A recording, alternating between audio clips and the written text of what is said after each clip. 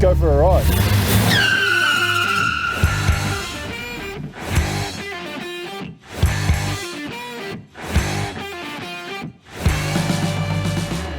G'day, my name is Joel Curtis and welcome to the Tune Up. G'day everyone, welcome to the Tune Up podcast. Today I'm joined by a bloke that I've known for a little while now, Mr. Adrian Datto. How are you, Adrian? Good, thanks, Joel. How are you, mate? Good, mate. Thanks for joining us on the podcast, mate. I appreciate it. Pleasure, mate. Pleasure. It's good to be part of it. Thanks for the offering. No worries at all. Now, Adrian has a pretty interesting past when it comes to the Datto, so I'm not going to dive into that straight away, but I am keen to hear that story, mate. I'm sure there's plenty of people out there that would be very keen to hear it. But I want to ask you, mate, we always start by talking to people about their first car, so hit us up, mate. First car. First car was a Datto. Was it really? Yeah. I did not know. That's not a setup. I did not know that. No. Fair dinkum. Yeah. It'll probably come to light later on that it was probably always going to be a Datto. Yeah, had a Bluebird, 84 Bluebird. No way. The TRX. So I thought I was pretty cool in that, but had great big dreams, but not much of a budget to do any of those dreams. So yep. Fair enough. 20 years later, it'd be nice to have it back actually to try and do some more. But you'd probably be in a similar boat to me. It ended up costing you more to buy it back than it did in the first place, I would guess. It probably would.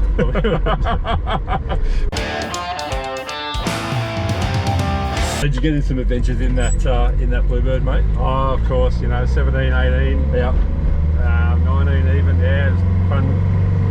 Plenty of adventures in it. Used to get me down to Shell Harbour Tech and back. Really? For 3 years there, yeah. But, okay. No, it was awesome. It was a good car actually, but you do all the usual things like you do. Oh yes. But well, the things that the budget would allow anyway. The performance upgrades were pretty limited, but obviously things like we're all putting stereos in cars back then and doing all the basic stuff. Yep. And, about a few bits and pieces like that. But, very good. A bit of a funny story with that actually. That I didn't realise until I came to sell it, but like we all did. Yep. Back then we'd chop the rear parcel shelf up so we could put bigger speakers in it. Yep, of course. Unbeknownst to me as a 17, 18 year old, I'd cut the baby anchor points out of the parcel shelf to fit the speakers in. But it wasn't until someone come to buy it from Bathurst, this young couple come to buy it, and right after we'd done the deal they said, oh, we've got to put a baby seat in the back. And anyway, luckily we realised I'd left the middle one in there, so they were happy to take it. There you go. I didn't realise until we'd been talking earlier that you and I have similar sort of background in terms of fathers, mate, in the same industry. And for people that have been watching the podcast, I interviewed my father a few episodes back, and he has a very, he had a similar background to your dad, mate. So tell us about that with your dad. What's the story there? Yeah. Well, that's how the Datto culture become ingrained in our family too. So it was interesting to hear. Watch the podcast with your dad too. Yep. I've met your dad a few times over the years, but not known any of that. So that'd be cool to catch up with him on that sort of stuff next time. But yeah, Dad was selling Dattos all through the 70s. Wow. And so as long as I can remember, there's just been Dattos right through the family. My old man's got three brothers, so three uncles of mine. Yep. They all had various Dattos. Yep. And some of them still do. Okay. So it became whether it was 180Bs and 200Bs and Bluebirds, and my mum had a 240K for the first 15 years of my life, and even when it was finally ready to be retired, they switched over to a Nissan Skyline Silhouette, I should say, which was how good is that? Pretty cool car to cruise around in on your P's, I thought. Nice. But, wow.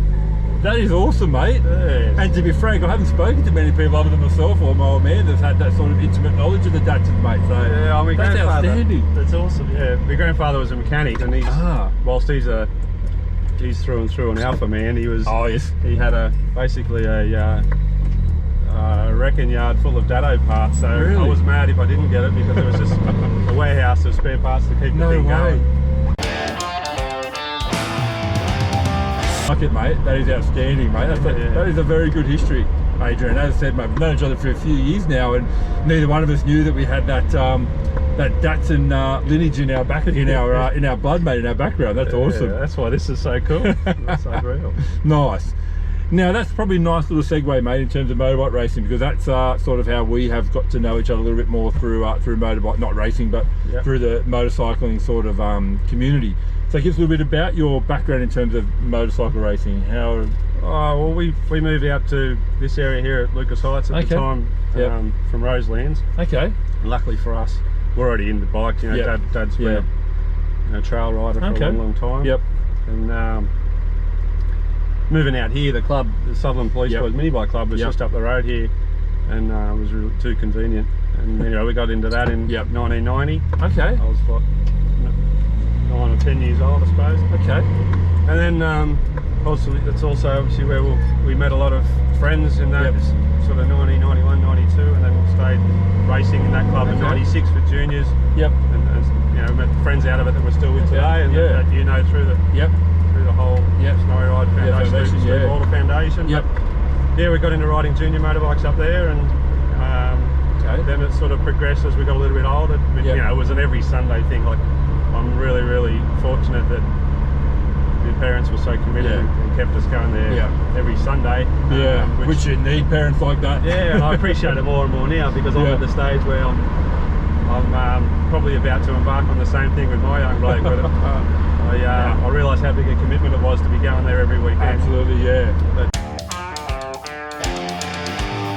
one of the beautiful things about motorcycle racing and motorcycle communities, it is such a small group of people, and obviously people really stick to each other, and a lot of loyalty comes out of those sort of groups, mate. So it sounds like that's been the story for you as well. Yeah, absolutely. And that's why I guess we're particularly close with Steve-O and his family too.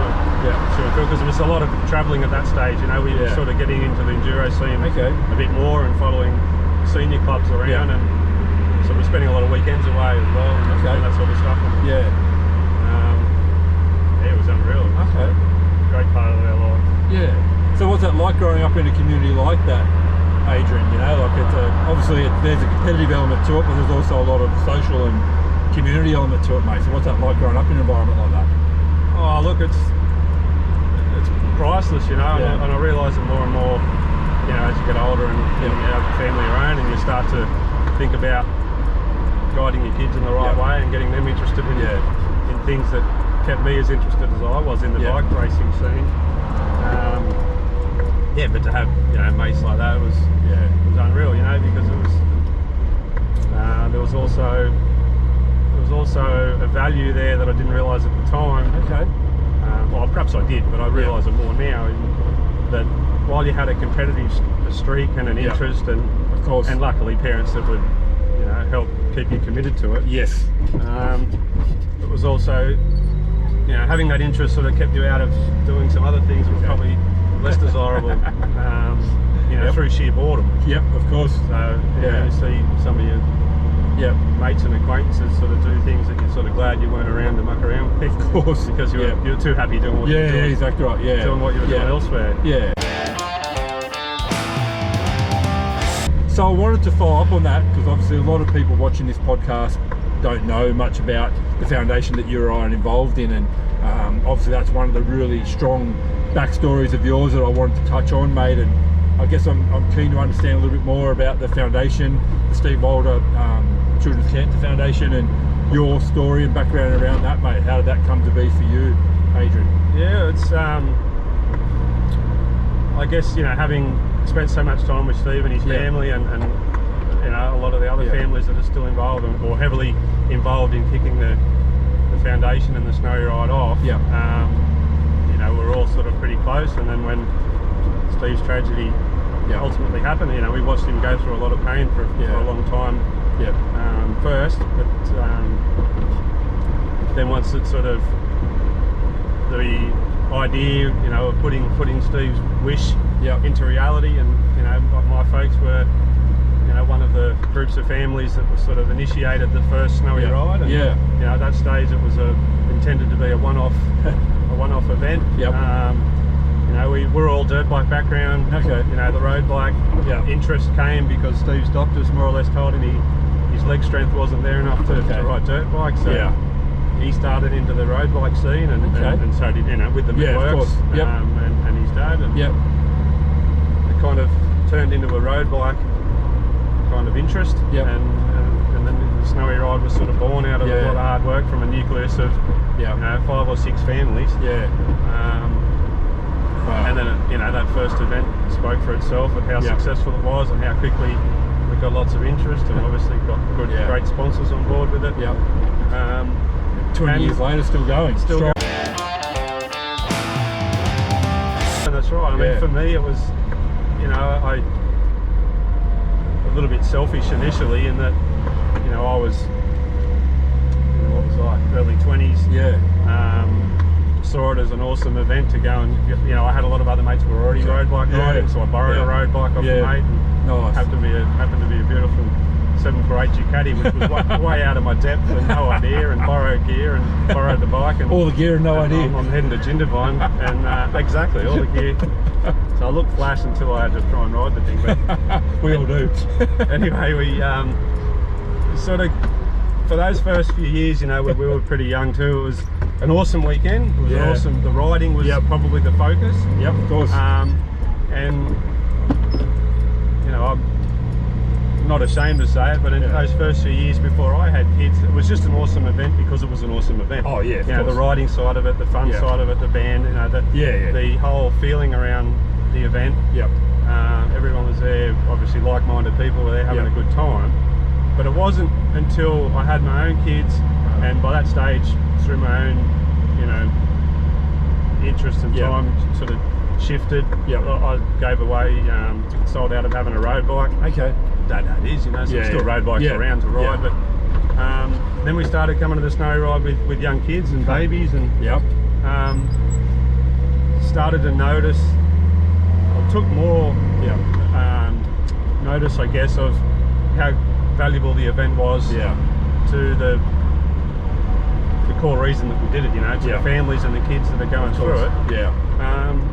And then the riding, I mean, I went for years and didn't even ride down there because it was so much more valuable being a volunteer and doing things. And you know, like we were meeting, we met cooking sausages and bacon and eggs early in the morning, and just watching all the happy riders come and go. But yeah, that's so that, you know, the event for the 10 years on, it went from me having a fun time being one of the riders to me now enjoying having my kids there. And then and so that's really an interesting, you know, summary of what you've experienced, Adrian, now as a young kid growing up with Steve, and obviously knowing him very well and watching his journey through cancer, and obviously unfortunately his passing and turning something devastating and horrendous into a legacy. That's not an easy thing to achieve, mate, and I appreciate the depth of what you're saying now as an adult, looking back on that with your own kid. You certainly see it, you know, through the lens of everything, mate. That's awesome. Right. I mean, we're sort of, you know, I know I speak for probably a lot of us that have been able to be a part of that now for 20 awesome years. Is, you know, the value we've got out of it as a family is sort of unimaginable, you know, on so many levels. So it's a highlight, you know, kids that were, you know, they're 8 and 11 now, but you know, even at 4 and 6, they were just so excited to go to the Snowy Ride and be part of it, and watch what was going on and be involved, collecting coins and selling wristbands. You know? Exactly right. And that's something that money can't buy. Do you know what I mean? Like that sort of loyalty and that legacy and getting involved in that sort of thing, mate. That's something that comes from within, Adrian. And you know, I know you say that, you know, you just sort of, not haphazardly, but right place in that sense, but certainly sounds like for you, mate, that loyalty and that dedication and commitment is something that's really important to you as a person, mate. No, it is. And you know, that whole sort of charitable feeling is awesome, and it was good to you know, I'm glad that our kids were of the age to have, you know, been a part of it for long enough and to remember it and experience that for the feeling of charity and helping and why we do the things we do. So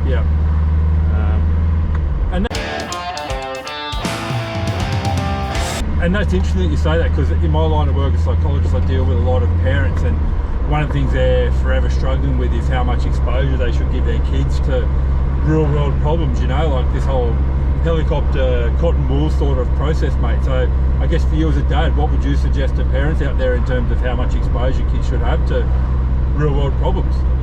Oh, it's hard, mate. It's probably, you know, I'm no expert, I guess, on that sort of thing, but I know from you know, talking about the foundation and that experience at least. 100%. I mean, that's exactly what I'm talking about. I mean,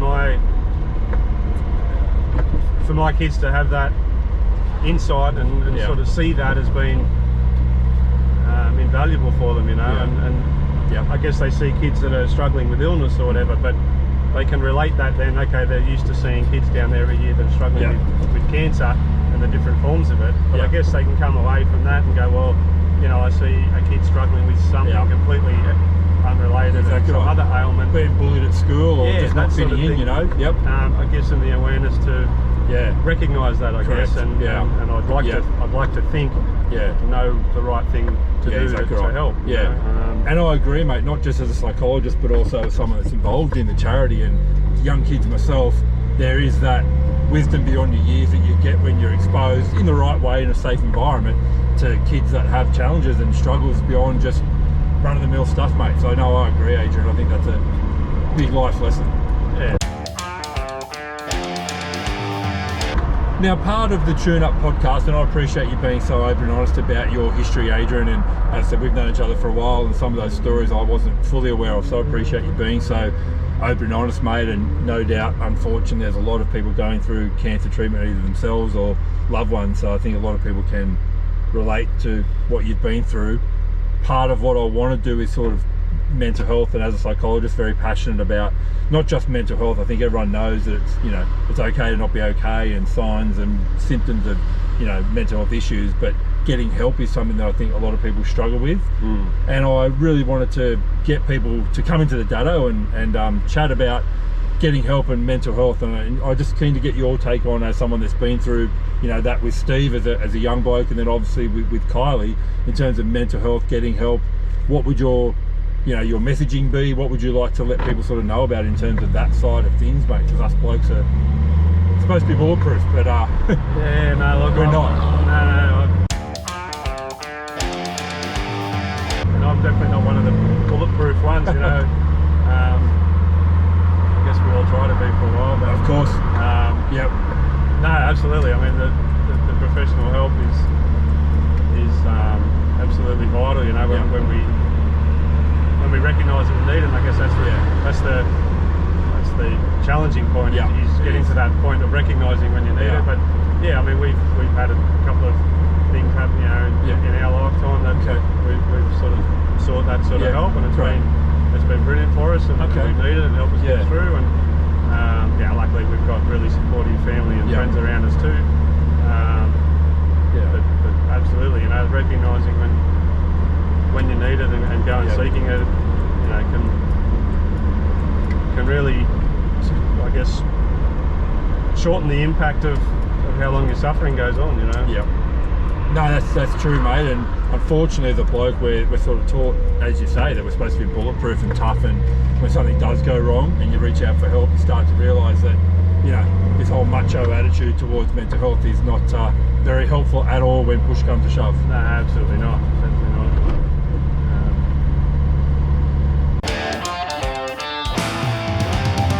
Well, mate, that's a good message, and I really appreciate you again, you being so open with that, mate, because I know, you know, as a bloke, it can be a struggle for us guys to open up, and certainly, you know, everyone's got their own take on it, but just the fact that you have, you know, when you've needed it, you've reached out for it, mate, which is great, and I appreciate it's not something that guys sit around a barbecue talking about, which is why I wanted to put people in the Datsun, because it tends to be, you know, in a closed environment like this, we tend to, you know, be a little bit more open, a bit more frank about those things, which I think is really important, Adrian. So I really appreciate you taking some time out to come and have a chat and relive some glory days in the Datsun, mate. And mate, that's appreciate the offer, Joel. I'm, you know, glad to be part of it, and I hope you get something out of it. And the ride in the Datto would have been enough. Bring back some memories. Yeah. No, but I really appreciate it, mate. Thanks very much for coming on the show, Adrian. I appreciate your openness. Pleasure, Joel. Thanks for your help too. No worries at all.